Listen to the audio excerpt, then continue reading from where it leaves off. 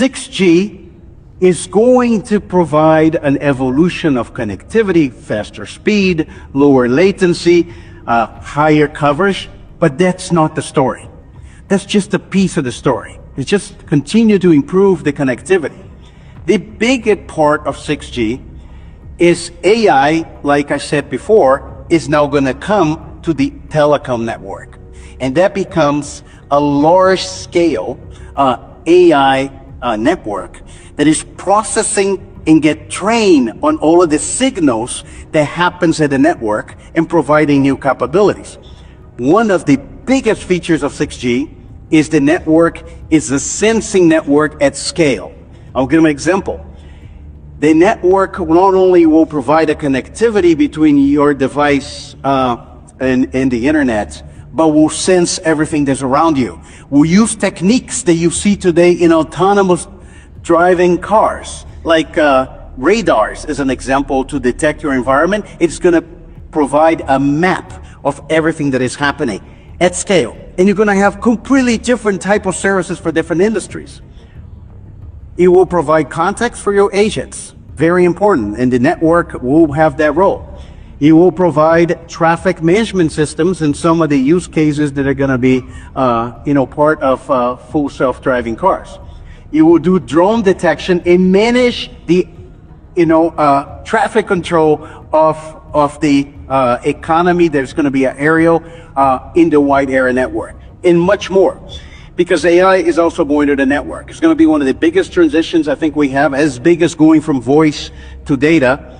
And it's all going to part of this future of AI. Really just a hologram. And that's Bluebeam is supposed to get rid of religion, because what will happen, according to the legend, is the holograms will manifest as whatever deity is dominant in the area, whether it's Jesus or Buddha, whomever. And atheists will see different things. And people will just freak out. Nationalism will go away. Atheists will see different things. Like, why?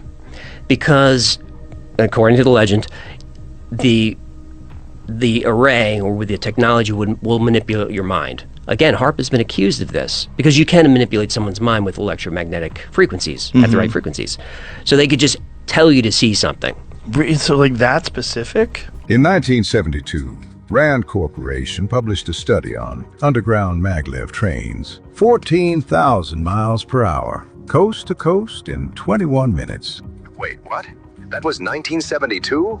Document P-4874, available with 1972 technologies. Then it disappeared from public discussion. Let me guess. Conspiracy theory? Japan built one, Chuo Shinkansen, 90% underground. 603 kilometers per hour, world record in 2015, operational. So the technology exists. Phil Snyder testified about 131 underground bases connected by maglev. 3 months later, ruled.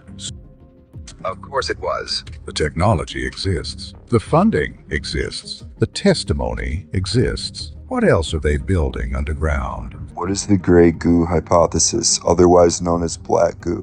What happens if you ever build a microscopic machine that can copy itself? This idea started with the work of John von Neumann, one of the most respected mathematical and scientific minds in history. Von Neumann studied the logic of self-replicating machines, long before nanotech was even a word.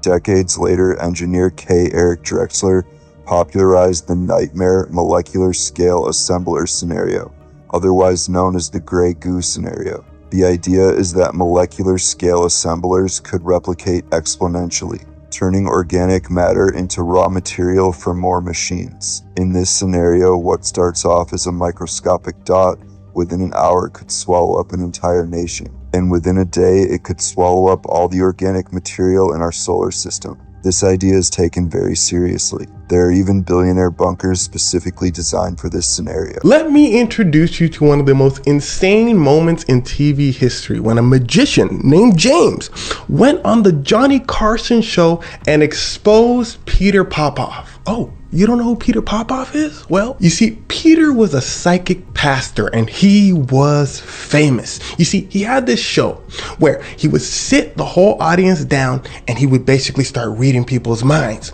According to Peter, God was sending him messages so he could heal people. And the strange part is his information was always so accurate. Information that there's no way he could have known. And that's exactly what James said. He said, there's got to be some sort of trick to this. They said, man, James, you just hating. Maybe Peter actually just psychic. James said, humans got an update now? There's just psychic humans walking around? He's scamming. This ain't that so, Peter? James was on Peter's, but it wasn't enough. He needed proof. Peter was just too powerful. This man at one point was making $500,000 a month. He had TV specials where he would be demonstrating his psychic abilities, massive church gatherings. James pulls up to one of these gatherings. He chilling in the back. Peter putting on a show, grabbed somebody by the head. Woo! He said, your name Rashad. Rashad said, yeah, that's me. Peter said, Rashad, you from? He starts saying his address. Rashad said, that's my address. He starts saying all kinds of things about Rashad's life. Rashad confirming these things. James in the back posted. He calls one of his assistants. He says, get up close to Peter Popoff with the donation box and see what you could see. So the assistant goes up closer while Peter's doing his thing. The assistant sees a hearing aid. That's a little suspicious. You know, Peter's a man of God. He got all these powers. Why he need a hearing aid? And that's where Peter Popoff had a problem because you see, he wasn't wearing a hearing aid. He was wearing a radio transmitter device. James pulls up to another one of Peter Popoff's church sessions. And this time he brings a scanner able to detect radio frequencies. And through that scanner, James hears a voice. It's Peter Popoff's wife reading out, listen closely, little prayer cards. So it turns out before each church session, everyone would write out a prayer card. They would write out their name, they would write out their address and what they wish to be healed. Peter Popoff's wife was just in the back on a radio telling Peter Popoff everything about people that he's interacting with. Yo, them folk was falling for anything back then. Anyway, here's where things start to get wicked. James said, you know what? I could expose him right now, but let me just be petty. So James goes on the Johnny Carlson show and he get this snitching. He said, hey man, y'all check this out. He plays Peter Popoff's wife telling Peter Popoff matter of fact, you gotta listen to this. Listen to this. Okay, she lives at 4267 Masterson. 4267 Masterson. The crowd is guffawed. Peter Popoff's response was, they're lying. They said, Peter, they got you on cam. He said, what? He lost everything. Boy filed for bankruptcy immediately. But then 10 years later, he decides to come back and focus his scamming on the black community. He starts taking ads out on BET. He starts selling his famous Miracle Spring Water, and he continues to make a lot of money because his ads are still going up to this day. He's still selling this spring water. Yes, sadly, even though Peter and his wife are known scammers, it's hard to punish them because they scam in the name of religion. So the government doesn't want to cross that boundary. They put a giant laser on a mountain and moved lightning with it. I left this out of the weekly What's Up because I ran out of time, which is bad because it might be the coolest one.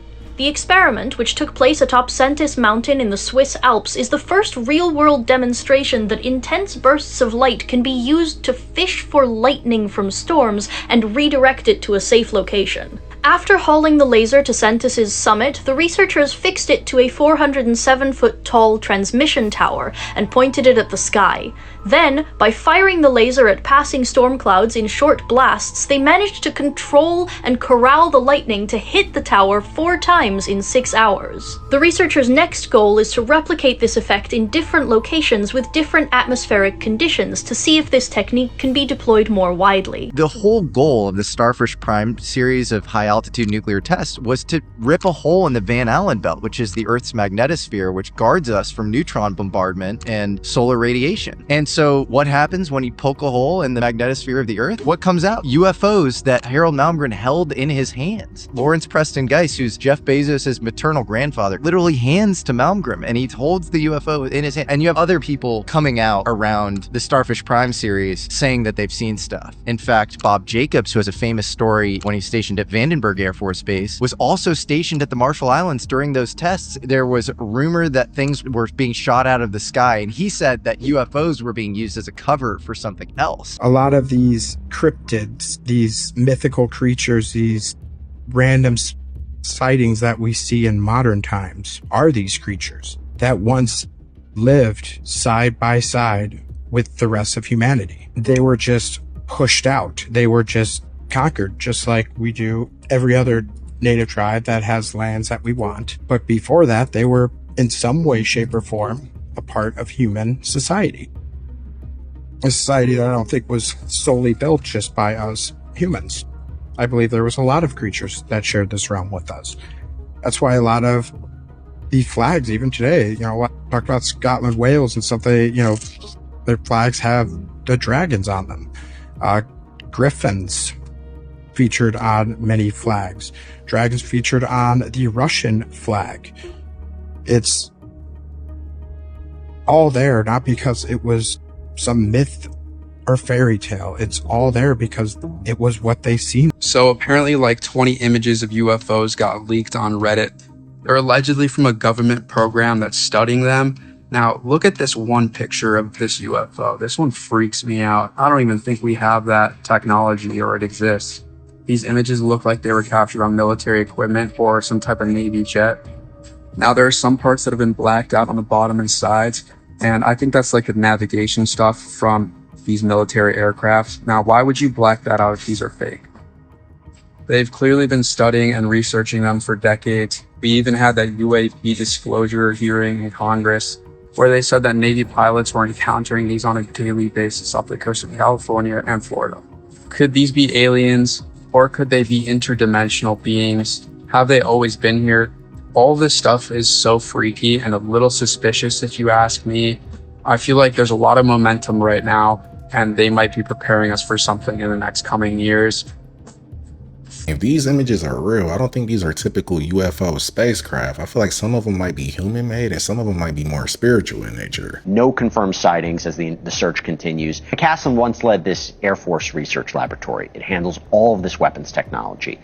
I talked about the UFO connection. What information could he potentially have that would be so valuable for someone to potentially take him? It is kind of a leap in speculation to go down the route of it maybe being connected to UFOs, but more likely, I think we have to have an open mind that something that was related to his work. Now, he's been retired for a while, but those things that he came across in the programs he was running could be valuable still, I believe, to people.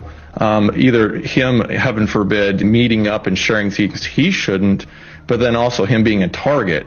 But I agree. I don't know that we have anything connecting it to UFOs at this moment, but it is very interesting.